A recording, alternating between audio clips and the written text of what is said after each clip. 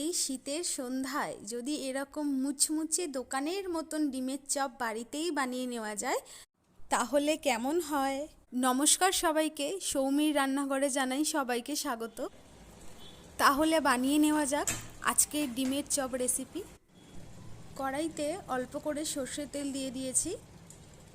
আমাদের লাগবে হলুদ গুঁড়ো, লঙ্কার গুঁড়ো, জিরে ধনে গুঁড়ো, ভাজা মশলা গুঁড়ো, একটু গরম মশলা গুঁড়ো, আর লাগবে পেঁয়াজ কুচি, লঙ্কা কুচি, ধনেপাতা কুচি আর একটু আদা রসুন বাটা। এবার আমি পেঁয়াজ কুচিটা দিয়ে দেব। আমি আগে ডিমের চপের জন্য আলুর পুরটাকে রেডি করে নিচ্ছি। পেঁয়াজটাকে একটু ভাজা হতে দেব, তারপর এর মধ্যে আদা রসুন বাটাটা আমরা মিশিয়ে দেব। আপনারা চাইলে কাঁচা লঙ্কা কুচিটা এখনও দিতে পারেন, আবার পরেও দিতে পারেন।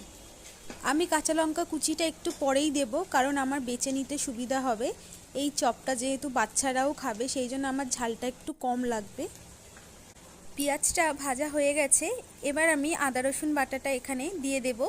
আদা রসুন বাটা আমি হাফ চামচ নিয়েছি, আপনারা পরিমাণ অনুযায়ী বাড়িয়েও নিতে পারেন, আবার কমিয়েও নিতে পারেন। এগুলো ভাজা হয়ে গেছে, এর মধ্যে আমি আলুটাকে এবার আমি দিয়ে দেব। আলুটা আমি আগে থেকেই সেদ্ধ করে নিয়েছি। সেদ্ধ আলুটা এর মধ্যে দিয়ে একটু ভালো করে ভেজে নিতে হবে। আলু সেদ্ধর সময় আমি কোনো রকম নুন ব্যবহার করিনি। এবার আমি এর মধ্যে পরিমাণ মতো নুন দিয়ে দেব। আপনারা নুনটা একটু বুঝে শুনেই ব্যবহার করবেন। নুনটা আলুর সাথে ভালোভাবে মিশিয়ে নিতে হবে, যেন কোথাও কোনো ডেলা পাকিয়ে না থাকে। ডেলা পাকিয়ে থাকলে মুখে পড়লে একদমই ভালো লাগবে না। আলুটা ভাজা হয়ে গেছে, এবার আমি সব মশলাগুলোকে মিশিয়ে নেব। হলুদ গুঁড়ো হাফ চা চামচ, জিরে ধনে গুঁড়ো নিয়েছি আমি হাফ চা চামচ, লঙ্কার গুঁড়ো হাফ চা চামচ, ভাজা মশলা গুঁড়ো, গরম মশলা গুঁড়ো আর বাদাম কুচি সব আমি একসাথে করে মিশিয়ে নিলাম। আমি সব উপকরণকে এবার আমি ভালোভাবে একটু মিশিয়ে নেব। এবার আমি এর মধ্যে কাঁচা লঙ্কা কুচি আর ধনেপাতা কুচিটাকে আমি দিয়ে দেব। আবারও মিশিয়ে নেব আমি সবগুলোকে।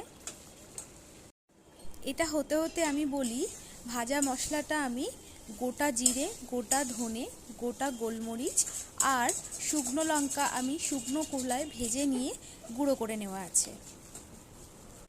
আলুর পুরটা রেডি। এবার আমি এটাকে একটু ঠান্ডা হতে দেব।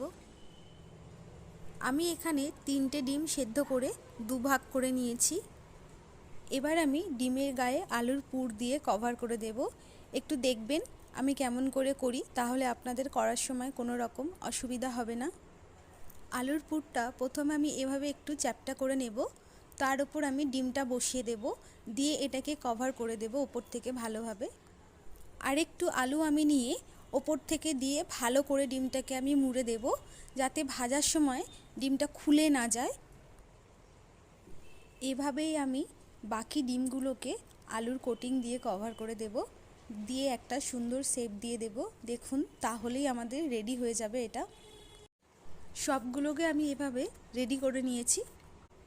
এখানে আমি 2টো কাঁচা ডিম নিয়েছি, এর মধ্যে আমি একটু নুন মিশিয়ে নেব, নিয়ে ভালোভাবে মিশিয়ে নেব। আমি এখানে বিস্কুটের গুঁড়ো ব্যবহার করছি।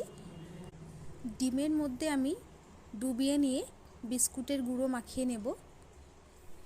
বিস্কুটের গুঁড়োটা আমি ভালোভাবে মাখিয়ে নেব। আপনারা চাইলে এখানে ডবল কোটিংও করতে পারেন, আমি এখানে সিঙ্গেল কোটিংই করছি। এইভাবে আমি সবগুলোকে রেডি করে নেব। সবগুলোকে আমি এভাবে রেডি করে নিয়েছি। আমি এখানে কড়াই বসিয়ে সাদা তেল দিয়ে দিয়েছি গরম হওয়ার জন্য। তেলটা গরম হয়ে গেছে, এবার আমি কোটিং করা ডিমগুলোকে এর মধ্যে দিয়ে ভেজে নেব। সাবধানে দেবেন, তেল ছিটকে আসতে পারে। এগুলো লাল লাল করে ভাজা হয়ে গেলেই রেডি।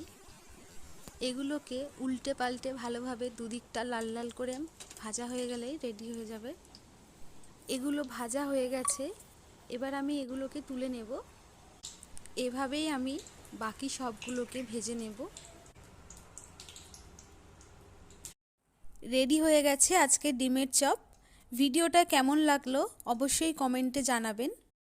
ভিডিওটা ভালো লাগলে লাইক করবেন, চ্যানেলকে সাবস্ক্রাইব করে পাশে থাকবেন। ভিডিওর মধ্যে ভুল ত্রুটি ক্ষমা করবেন। সবাই ভালো থাকবেন। নমস্কার।